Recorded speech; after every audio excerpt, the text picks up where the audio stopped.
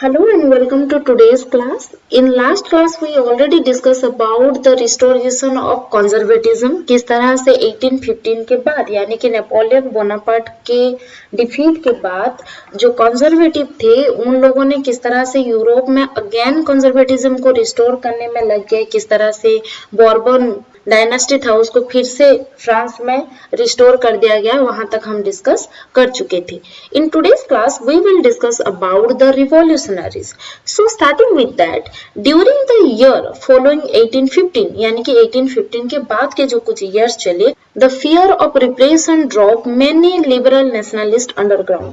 जो liberal nationalist चाहे वो लोग जो कंजर्वेटिव थे उनके आइडियोलॉजी से डिफरेंट सोच रखते थे या उनके ऑपोजिट या कॉन्ट्राडिक्टरी सोच रखते थे, तो जो लिबरल नेशनलिस्ट थे वो लोग छिप गए.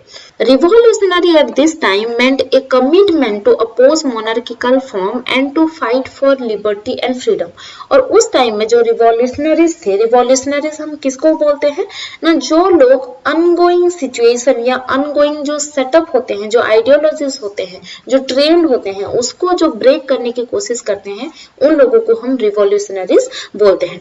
तो इस टाइम में जो रिवॉल्यूशनरीज थे उनका मेन कमिटमेंट क्या था ना, टू अपोज मोनार्किकल फॉर्म यानी कि मोनार्किकल फॉर्म ऑफ गवर्नमेंट को अपोज करना, and to fight for liberty and freedom. And liberty and freedom लाना. लिबर्टी एंड फ्रीडम का मतलब क्या था ये हम लास्ट क्लास में ऑलरेडी डिस्कस कर चुके हैं.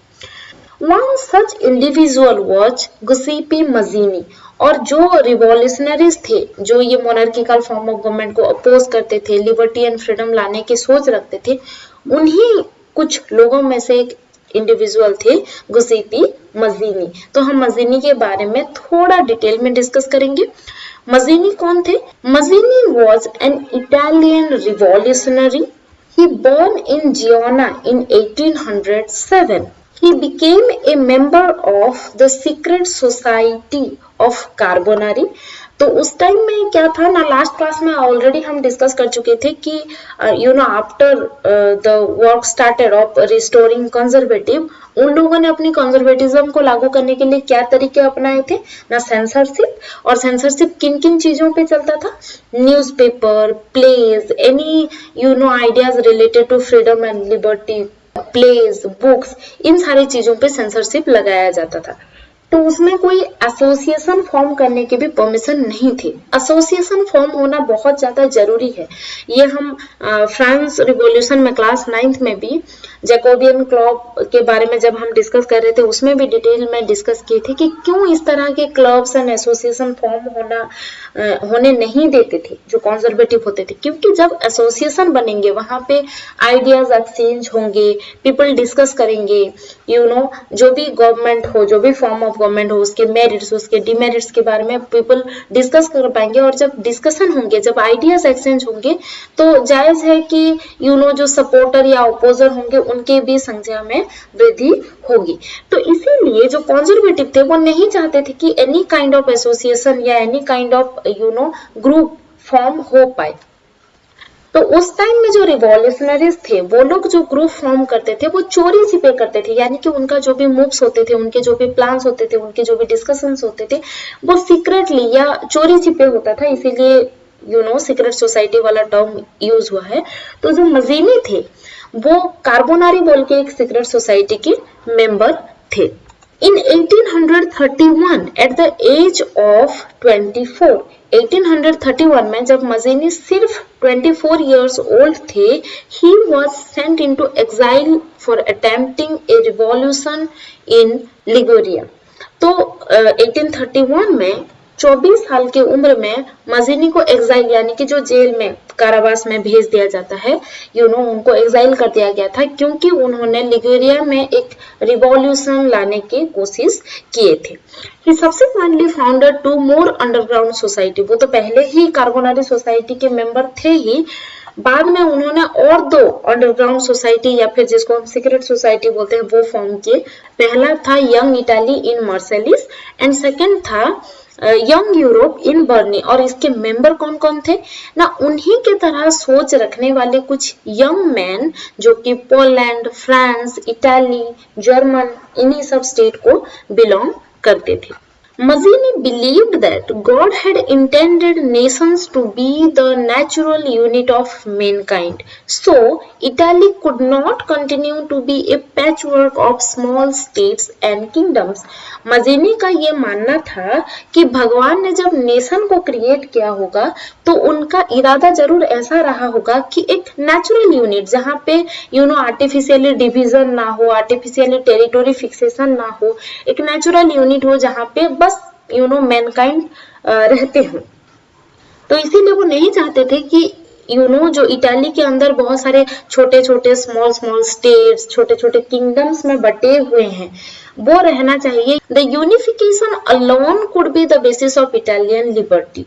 और जो छोटे छोटे पैचेस में वहां पे स्मॉल टाउन्स थे, छोटे छोटे किंगडम्स थे, अगर इन सब के बाउंड्री को हटा दिया जाए, अगर इन सब को मिलाकर बस एक इटाली बनाया जाए तो उसी से ही इटालियन पीपल को लिबर्टी मिल सकते हैं, ऐसा मज़ीनी का मानना था। हम पहले भी डिस्कस कर चुके हैं कि जो पीपल थे वहां के, उनमें एक कॉमन इमोशन ही कुछ नहीं था या एक कॉमन आइडेंटिटी कुछ नहीं था उनका। लोग आपस में डिफरेंट प्रोफेशंस को लेकर, डिफरेंट लैंग्वेज को लेकर, डिफरेंट लाइफस्टाइल को लेकर, डिफरेंट कल्चरल डिवीजन को लेकर बटे हुए थे। उनमें सिर्फ एक ही कॉमननेस था और वो था उनका एक कॉमन रूलर होना, और कॉमन रूलर को लेकर उनका कोई इमोशनल अटैचमेंट नहीं था। और ये कॉमन इमोशनल अटैचमेंट क्या होता है, जैसे मान लीजिए, जैसे हम लास्ट क्लास में भी डिस्कस कर चुके हैं, लाइक अगर हम बोलते हैं कि इंडिया का एग्जांपल ले लेते हैं, हमारे इंडिया में ज्योग्राफिकली ये इतना बड़ा है कि हम आपस में बहुत सारे चीजों को लेकर हम में डाइवर्सिटी एग्जिस्ट करती है। हमारी लैंग्वेजेस अलग हैं, हमारे फूड हैबिट्स अलग है, हमारे कल्चरल सेलिब्रेशन अलग है, हमारे कल्चर अलग है, हमारे पहनावे अलग हैं, हमारे डायलेक्ट्स अलग हैं। हम आपस में हमारे रिलीजन को लेकर कुछ भी, हम हर कोई एक दूसरे से डिफरेंट एस्पेक्ट में अलग अलग है, लेकिन फिर भी जो हमें जोड़ के रखता है that is we all are Indian. हमारा एक नेशन का इमोशन है, चाहे आप हिंदू हो, चाहे आप मुस्लिम हो, चाहे आप बुद्धिस्ट हो, चाहे आप सिख हो, चाहे आप जैन हो, इंडिया में बसने वाले हर कोई भारतीय ही होता है। चाहे आप तमिल बोलते हो, चाहे आप कन्नड़ बोलते हो, चाहे आप उड़िया बोलते हो, चाहे आप मराठी बोलते हो, हम सब अगेन इंडियन है। हमारा एक कॉमन नेशनल एंथम है, हमारे जो फ्रीडम फाइटर्स हैं वो हमारे लिए कॉमन इमोशन रखते हैं। ऐसा नहीं कि सुभाष चंद्र बोस हैं यानी कि उनको लेकर बंगालियां ज्यादा प्राइड फील करें, या उड़िया पीपल ज्यादा प्राइड फील करें, या फिर नॉर्थ पार्ट के पीपल ज्यादा प्राइड फील करें। तो हमें एक कॉमननेस है कि वो हमारा है, हमारा देश, हमारा नेशनल एंथम, हमारे फ्रीडम स्ट्रगल, इस तरह से। तो इसको बोलते हैं कॉमन इमोशन। तो जो यूरोपियन सोसाइटी था वहां पे लोग इतने बटे हुए थे कि उनमें सिर्फ एक कॉमन रूलर को छोड़ के और कोई कॉमन इमोशन नहीं था। तो मज़ीनी का मानना था जब ये छोटे छोटे जो पैचेस में बटे हुए हैं, ये सबको अगर एक कर दिया जाए, अगर इटाली का यूनिफिकेशन हो जाए, तो जाके इटालियन लिबर्टी पॉसिबल है। Following his model, secret societies were set up in Germany, France, Switzerland and Poland. और मज़ीनी के सीक्रेट सोसाइटी वाले मॉडल को फॉलो करते हुए बाद में German, France, Switzerland and Poland में भी सीक्रेट सोसाइटीज फॉर्म होने लगे। और अभी अभी हम डिस्कस किए कि व्हाट इज द नीड या what is the importance of secret societies या फिर any form of associations. Next, most of these revolutionaries also saw the creation of nation state as a necessary part of this struggle for freedom. अभी हम discuss किए what is the importance of nation state. Nation state एक ऐसा state होता है जहां पे लोगों के बीच में एक कॉमन इमोशन या एक कॉमन आइडेंटिटी को लेकर कुछ खास लगाव हो।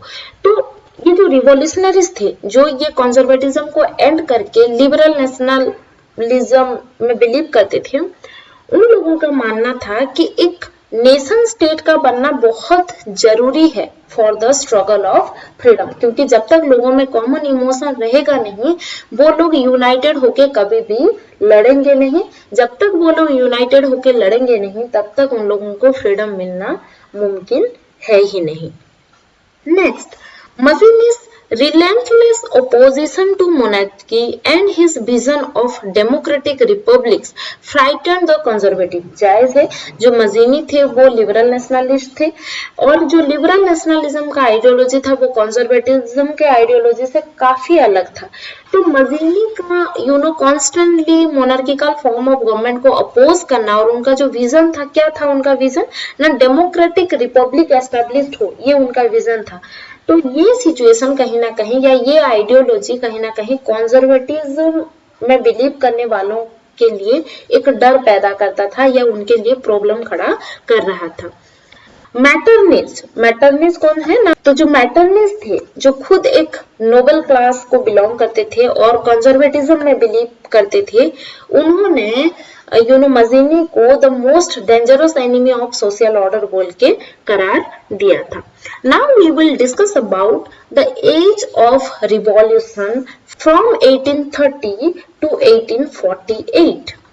As conservative regimes tried to consolidate their power, liberalism and nationalism came to be increasingly associated with revolution in many regions of Europe, such as the Italian and German state, the provinces of Ottoman Empire, Ireland and Poland. तो एक तरह से conservatism वाले जो थे वो अपने power को रिस्टोर करने की कोशिश कर रहे थे. तो उसी टाइम में साथ ही साथ लिबरलिज्म एंड नेशनलिज्म जैसे कॉन्सेप्ट भी एग्जिस्टेंस में आना रैपिडली स्टार्ट हो गया था. और ये डायरेक्टली रिवॉल्यूशन, क्योंकि रिवॉल्यूशन का मतलब ही है कुछ चेंजेस लाना. तो जो रिवॉल्यूशन थे, जो बहुत सारे जगहों में रिवॉल्यूशन हो रहे थे यूरोप के, जैसे कि इटालियन स्टेट हो, जर्मनियन स्टेट हो, ऑटोमन एम्पायर हो, आयरलैंड हो, पोलैंड हो, हर जगह जहां पे भी रिवॉल्यूशन हो रहे थे, उसके साथ लिबरलिज्म एंड नेशनलिज्म का जो आइडिया था वो स्ट्रांगली एसोसिएटेड होता जा रहा था. These revolutions were led by the liberal nationalists belonging to the educated middle class elite, among whom were professors, school teachers, clerks, and members of the commercial middle classes belongs. तो जो revolution हो रहे थे या जो revolution start हो रहे थे वो ज्यादातर कौन कर रहे थे, लिबरल नेशनलिस्ट. और ये लिबरल नेशनलिस्ट थे कौन, हम लास्ट क्लास में डिस्कस किए थे कि जो सोशल क्लास था, एक तो थे एरिस्टोक्रेट और एक थे लोअर क्लास. फिर धीरे धीरे एक मिडिल क्लास उभरने लगे और मिडिल क्लास का क्राइटेरिया क्या था या कैरेक्टरिस्टिक क्या था ना, वो एरिस्टोक्रेट्स की तरह उनके पास थोड़े बहुत इकोनॉमिकल रिसोर्स भी थे. वो पूरा लोअर क्लास इतना पोर नहीं थे, उनके पास प्रॉपर्टी भी था, साथ ही साथ वो लोग एजुकेटेड थे. एंड एजुकेशन आपको फ्रीडम के ओर लेने में बहुत ज्यादा हेल्प करता है, क्योंकि एजुकेटेड इंसान ही समझ सकता है कि फ्रीडम, लिबर्टी का क्या मायना होता है. तो जो रिवॉल्यूशंस हो रहे थे जो कि लिबरल नेशनलिस्ट कंडक्ट कर रहे थे, ज्यादातर लिबरल नेशनलिस्ट किस क्लास को बिलोंग कर रहे थे ना, एजुकेटेड मिडिल क्लास इलाइट थे. और उनमें कौन कौन आते थे मिडिल क्लास में ना, डिफरेंट प्रोफेशनल्स लाइक प्रोफेसर हो गए, स्कूल टीचर हो गए, क्लर्क हो गए, कॉमर्शियल मिडिल क्लासेस हो गए यानी कि बिजनेसमैन वगैरह, ये सारे लोग ज्यादा कंट्रीब्यूट कर रहे थे. The first upheaval took place in France in July 1830.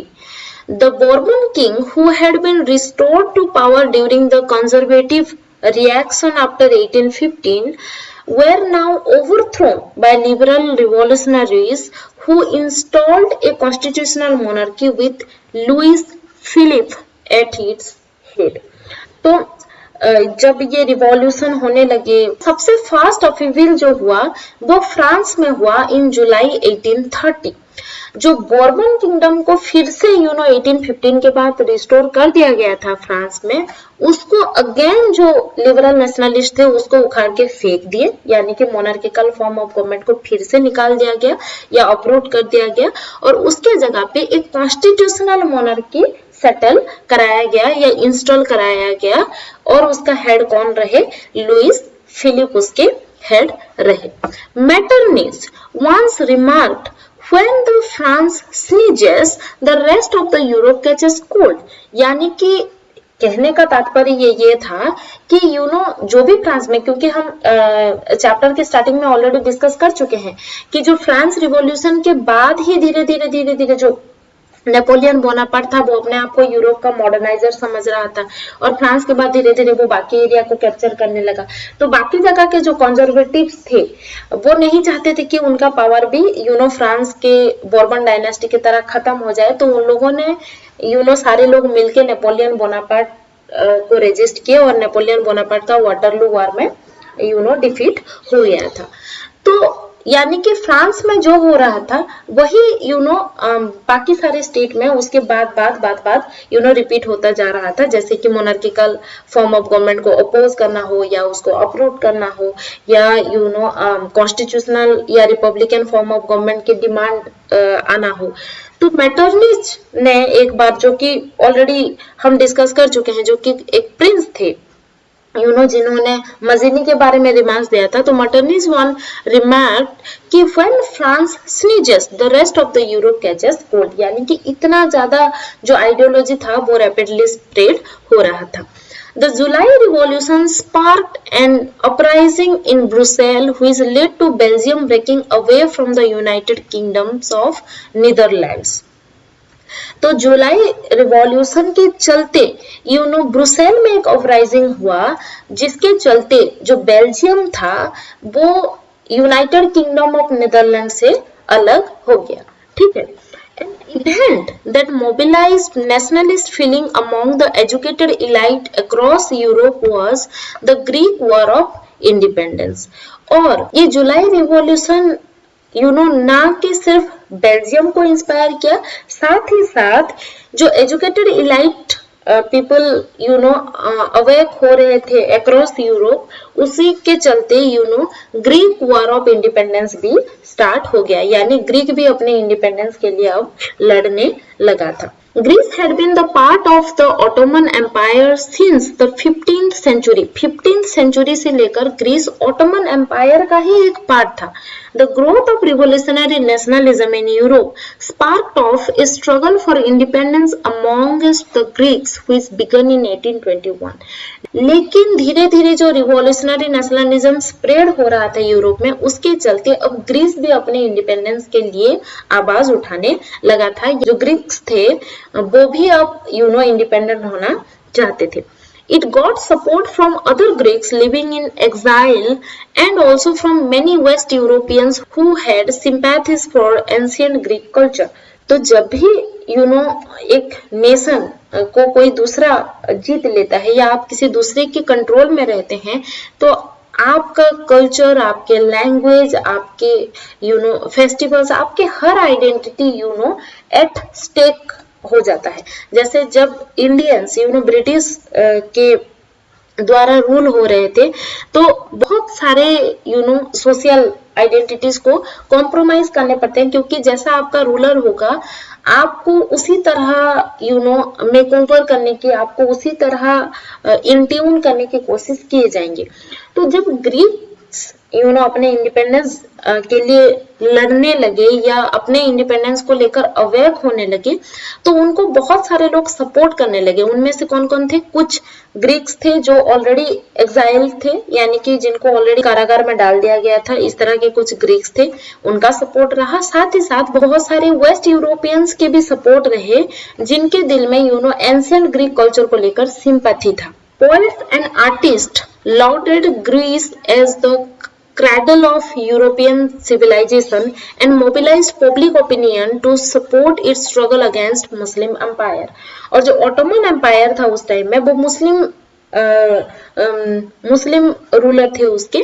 तो जो पोएट्स एंड आर्टिस्ट थे वो लोग भी जो पब्लिक थे उनके ओपिनियन लेने लगे, उनको मोबिलाइज करने लगे कि कैसे वो लोग भी इस स्ट्रगल को ज्वाइन करें और मुस्लिम अंपायर के अगेंस्ट वो लोग अपने वॉइस राइज करके ग्रीस को फ्रीडम ले आए या ग्रीस को इंडिपेंडेंट बनाए, सो दैट जो ग्रीक पीपल है वो अपने कल्चर को फॉलो कर सकें। The English poet Lord Byron organized funds and later went to fight the war where he died in fever in 1824.